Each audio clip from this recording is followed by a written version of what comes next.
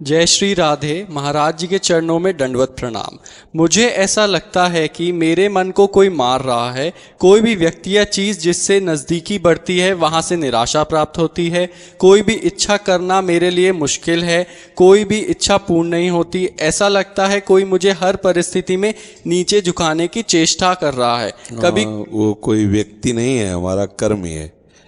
को न काहू के दुख सुख कर दाता, निज कृत कर्म भोग सुन भ्राता। जो हम शुभ शुभ कर्म करते हैं वो विराजमान रहते हैं, और जब तक उनका भोग नहीं होता तब तक वो पीछा करते रहते हैं। यदि भगवत प्राप्ति हो जाए तो सारे कर्म नष्ट हो जाते हैं, अगर नहीं तो अवश्य में वो भोक्तव्यम कृतम कर्म शुभाशुभम।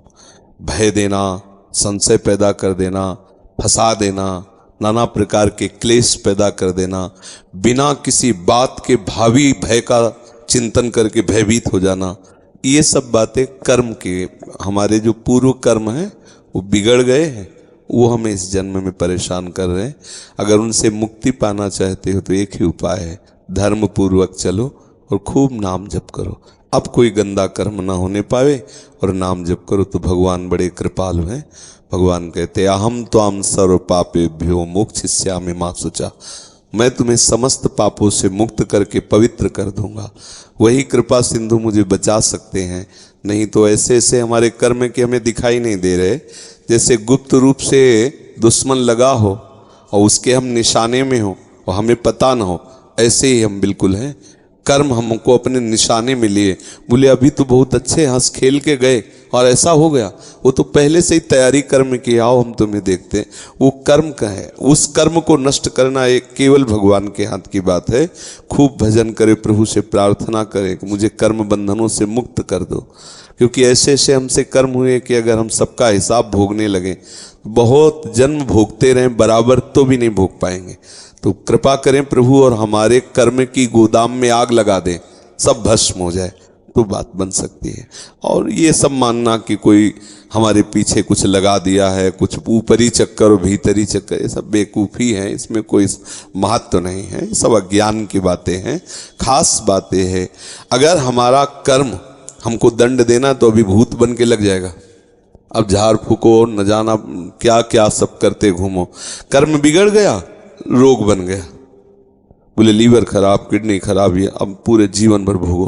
कर्म ही तो है, सब खेल कर्म का है। ना कोई हमें दुख से दे सकता है, ना कोई सुख दे सकता है। हमारे कर्म ही हमको दुख दे रहे हैं, हमारे कर्म ही हमको शुभ जो कर्म है वो सुख भुगता रहे हैं। तो इस दुख सुख से, ये यहाँ का सुख भी दुख रूप ही है। जैसे जेल में कोई बंद हो और उत्सव मना रहा हो तो उसका, अब उसके फांसी की सजा उत्सव मना रहा हो, क्या उत्सव उसका। ऐसे ही हम माया की जेल में बंद है, वो बोले आज हमारा बर्थडे, पता नहीं शाम के बर्थडे होगा कि डेथ डे होगा, कोई भरोसा नहीं किस मिनट में क्या हो क्या। तो ऐसे हम जीवन मुक्त जब तक नहीं तब तक क्या सुख। इसलिए बच्चा, कम से कम इतने भाग्य तो तुम्हारे प्रबल हुए कि तुम अपने अंतर की दशा को देख पा रहे हो, अंतर्मुखी हो। बस एकमात्र प्रभु की शरण में होकर उनका नाम जप करो।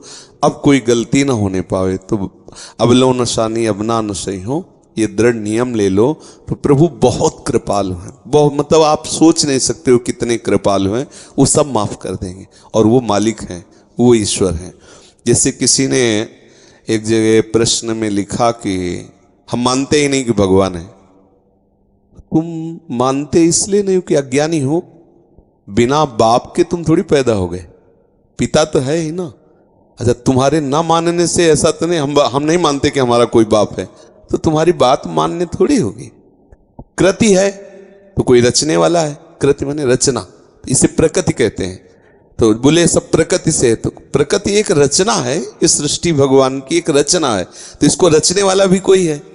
अगर रचना है, मान लो चित्र है तो चित्रकार भी है ना, तो सृष्टि रूपी रचना है तो इसका रचने वाला भी है। अब उसको तुम राम बोलो, कृष्ण बोलो, हरि बोलो, परमात्मा बोलो, ब्रह्म बोलो, जो बोलो, वो है एक, वो है, तुम्हारे ना कहने से नहीं होगा। है मान लोगे तो तुम्हारा मार्ग मंगलमय हो जाएगा, और नहीं मान लोगे तो नास्तिकता में भोगना तो पड़ेगा ही। आप बोलो हम नहीं मानते कोई जेल वेल सजा है, तो बुरे कर्म में जब फंसोगे तब अपने आप अनुभव में आ जाएगा कि कोई जेल है, कोई दंड है, विधान है, कोई सजा है। तो इसलिए नाम जप करो, और हो सके संस्कृत पढ़े हो, संस्कृत पढ़ सकते हो, तो श्रीमद् भागवत है ना, उसका भले एक अध्याय संस्कृत से पढ़ो, लेकिन उसको पढ़ो। तो श्रीमद् भागवत बहुत जल्दी सारे अशुभ कर्मों को नष्ट कर देती है। धुंधकारी प्रेत बना हुआ है 7 दिन में, और कोई साधना नहीं, केवल सुना तो 7 दिन में उसे हरि रूप प्राप्त हुआ और भगवत पार्षदों के साथ विमान पर आरूढ़ होकर सीधे भगवान के धाम को गया। 7 दिन में, बहुत कम समय में भगवत प्राप्ति कराने वाला परम महामोदमय साधन श्रीमद् भागवत है।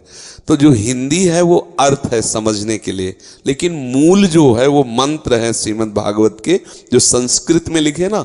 हाँ, अगर अपने न पढ़ पावे तो किसी उत्तम भागवताचार्य से, जिसको संस्कृत का ज्ञान है और जो ईमानदारी से पूरा पाठ करके ठाकुर जी की प्रसन्नता के लिए सुना सके, तो बैठकर 4-5 घंटे रोज सुन ले। 7 दिन किसी भागवताचार्य से पाठ करवा ले संस्कृत से, अपने कुटिया में या जहाँ भी जैसे बने, और नहीं तो स्वयं 1 अध्याय 2 अध्याय रोज पाठ करे। अब ऐसा तो भागवत बहुत कृपा में है, साक्षात श्री कृष्ण का वांग्मय स्वरूप है, सारे अशुभों को नष्ट कर देता है।